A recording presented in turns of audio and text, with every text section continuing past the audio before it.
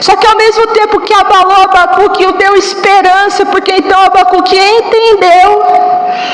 entendeu que a caminhada com ele, com o Senhor, não era pela circunstância, era pela fé. A nossa caminhada com o Senhor não deve ser baseada nas nossas circunstâncias, deve ser pela nossa fé. O justo florescerá sim, só que ao tempo do Senhor. Teremos vitória sim, só que ao tempo do Senhor, não é no nosso tempo. Não adianta nos desesperarmos. Nós falamos tanto sobre o governo de Deus, né? E Ele de fato é soberano. Não há dúvidas, Deus é soberano. Tudo está sob o poder dEle. Nada saiu do controle do Senhor. Ele é poderoso. Ele criou tudo. Ele está na direção das nossas vidas. É Ele. Mas eu não vejo mudança. Calma. É no tempo dEle. Aprenda a viver pela fé, pelo amor de Deus. Olha a cara de ué, vocês estão para mim. Aí a gente chega no capítulo 3.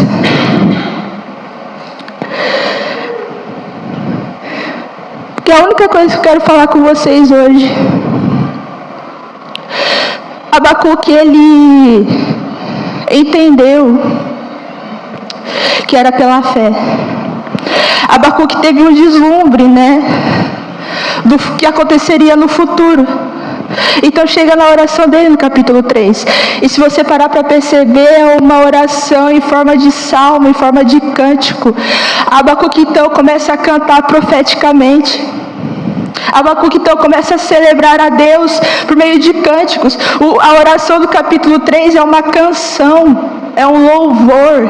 Que louvor diferentão, né? É um louvor, é um salmo. Abacuque então começa a entender que ele precisava cantar isso entre as nações, que os levitas, os ministros precisavam cantar isso, de que o Senhor viria ao seu tempo, de que Ele avivaria a obra dEle.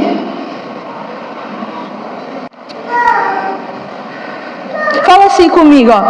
Quando tudo parecer perdido, com Deus ainda não está perdido. O Senhor, sendo soberano, Ele tem a resposta de todas as coisas. O Senhor, sendo soberano, Ele tem o escape que nós precisamos.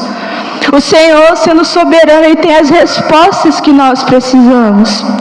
O Senhor, sendo soberano, Ele tem a provisão que nós precisamos. Glória a Deus. Abacuque, quando viu a situação, o que Abacuque foi fazer? Abacuque subiu na torre lá e foi orar, foi clamar.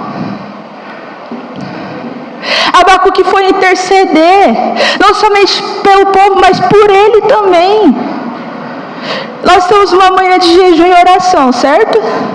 Manhã de consagração. Abacuque se consagrou, Abacuque consagrou o povo. Eu quero comentar com você aqui o que não é avivamento, ó. Não é uma liturgia da igreja, tá? Uma forma que o culto é conduzido, não é avivamento. Não são sinais e maravilhas, avivamento não é isso. Isso é dom e maravilha de Deus, não é avivamento. Avivamento não é um ajuntamento de igrejas, conferências, convenções, não é avivamento. Avivamento não é entusiasmo humano, sempre aquelas pessoas que chegam todas empolgadas, sabe, na igreja orando. Não, isso não é avivamento. Avivamento não é um ajuntamento de multidão, não é. O que é avivamento então?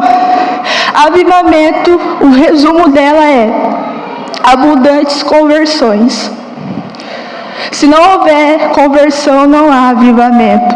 Se não houver corações quebrantados em arrependimento, não há avivamento.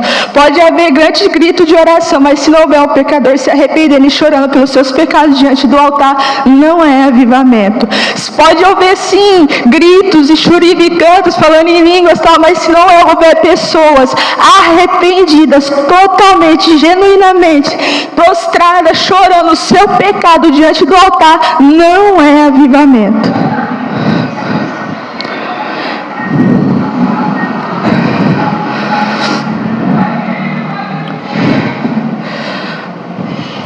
Conta-se uma história. Era uma igreja que já tinha sido uma das maiores lá da sua cidadezinha. Já tinha havido grandes multidões. Só que aí chegou um momento daquela igreja que não tinha mais. O fogo havia cessado. O povo estava indo embora. A igreja estava morna. E aí aquele pastor, o pastor dessa igreja, ele chega um dia lá e vai e ajoelha e vai orar. Só que ele não orou no lugar de costume. O pastor, ele orou ali no meio dos irmãos. Estava ajoelhadinho. Os irmãos ouviram que era o pastor e começaram a comentar sobre a igreja. Começaram a falar assim: nossa, a igreja está morta. Nossa, eu não ouço mais Deus. Deus não usa mais o pastor. Deus não usa mais os obreiros. E o pastor escutando tudo. Aí quando o pastor levanta, os irmãos ficam: nossa, o pastor estava aqui. E naquele dia o pastor ele sobe para pregar. E foi o pior culto daquela igreja. Clima pesado. Porque aquelas palavras que aquele pastor ouviu quebraram o coração dele. Já pensou o pastor ouvir que a sua igreja está morta? Misericórdia. E ouvir dos próprios membros que não ouvem mais a Deus? Misericórdia. Nesse dia o pastor saiu da igreja e foi orar. E Deus deu uma palavra para o pastor. Aí o pastor foi para a igreja, convocou todos os irmãos que ainda estavam e falou assim: gente, se a igreja está morta, vamos fazer um funeral. Vamos enterrar ela. Todo mundo fica: nossa, como assim enterrar a igreja? Funeral? Sim, vamos fazer um culto fúnebre. Se está morta, se estão falando que está morta, então vamos enterrar ela. Pode anunciar que a gente vai enterrar a igreja. E aí houve grande comoção na cidade. Nossa, o pastor ficou doido, vai ter funeral da igreja? Como assim? Aí o pastor, guiado pela palavra que ele havia orado a Deus, chegou aí 2 irmãos de confiança, obreiros, e falou assim: gente, arruma um caixão para mim. Como assim? Arruma um caixão, quero um caixão. É culto de enterro, vai ter enterro. Aí os irmãozinhos chegou com o caixão e montaram, irmãos, um velório de fato. Tinha o caixão, tinha a coroa, a lei, a cantar hinos da harpa, tudo que fala sobre morte e adeus. Adeus. Começa a falar. Aí ele leu o texto sobre despedida. E aí ele fala: amém, irmão, senta. Aí ele começa a pregar, ele senta ali, ele vai ali no púlpito e começa a pregar. E o caixão fechado. Aí o pastor fala: está aqui diante de nós aquela que durante 2000 anos salvou pessoas. Está aqui diante de nós aquela que durante 2000 anos restaurou e transformou famílias. Está aqui diante de nós aquela que durante 2000 anos libertou cativos, curou enfermos e transformou nações. Está aqui diante de nós. Vamos dar o nosso último adeus.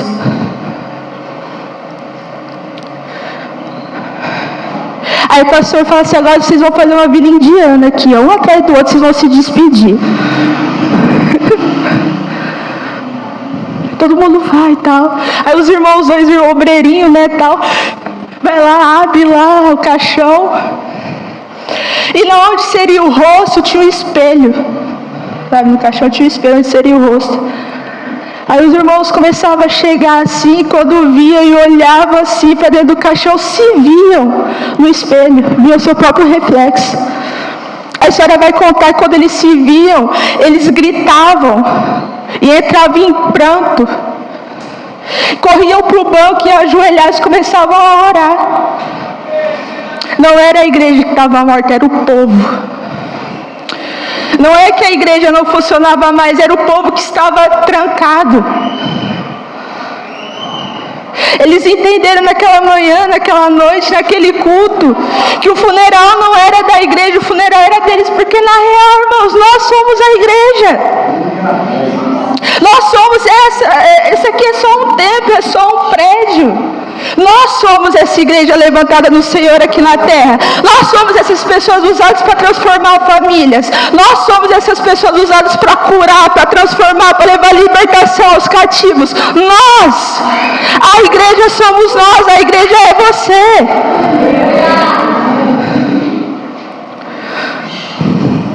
O que diferencia uns dos outros é o quanto nós estamos dispostos a abrir mão de nós mesmos para viver o Senhor em nós. O que diferencia um crente do outro não é o quanto de culto que faz mais que o outro, o quanto de consagração que faz mais que o outro, o quanto de convenção que vai mais que o outro. Não, o que diferencia o crente do outro é o coração quebrantado diante de Deus.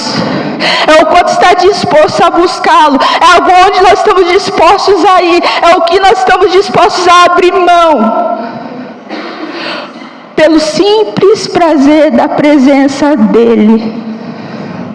É isso que diferencia um crente do outro.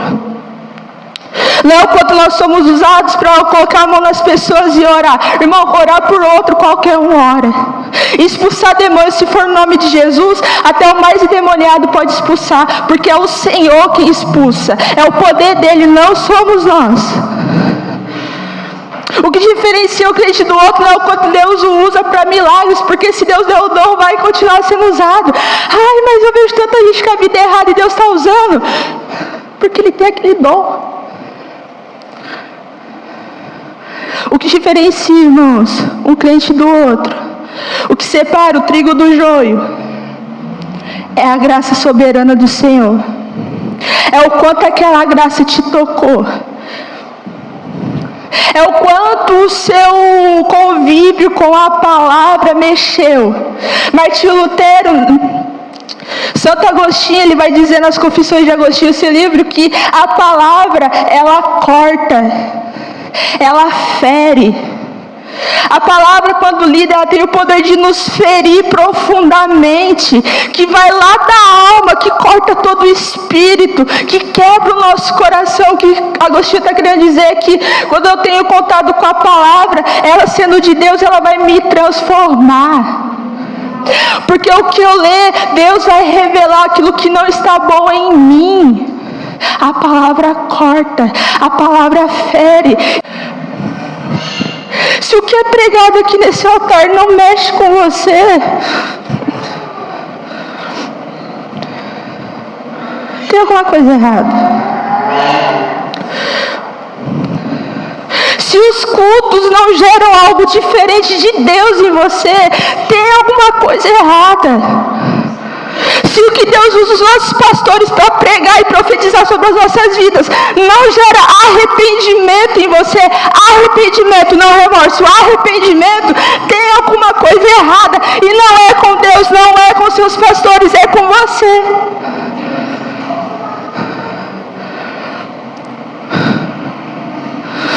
Se não há arrependimento, se não há choro pelo nosso pecado, irmãos, é porque nós estamos muito longe de ouvir Deus.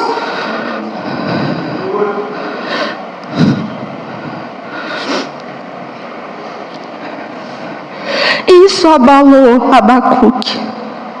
Deus, o povo não está mais te ouvindo, não é culpa do Senhor, é eles que não te querem mais. É eles que não te desejam mais, mas eu lhe peço, Senhor, como intercessor diante do Senhor, aviva a tua obra, aviva os meus irmãos, aviva.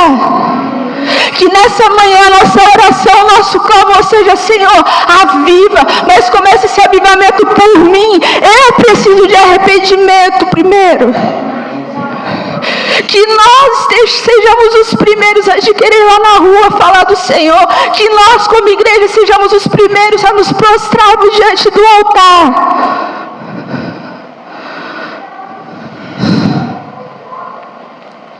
Que haja lamento. Que nós choremos pelo aquilo que nós pecamos, irmãos. Que nós choremos por não sentir mais o Senhor. Que haja desespero em nós. Que haja medo, que haja temor, que haja tremor. Que haja uma busca intensa pelo Senhor. Que haja arrependimento genuíno. Que haja consagração. Que haja oração. Que haja clamor. Que haja mais jejuns, mas não por bens materiais, mas pela presença do Senhor. Porque é dele que nós precisamos. É dele, é da presença, é do poder dele.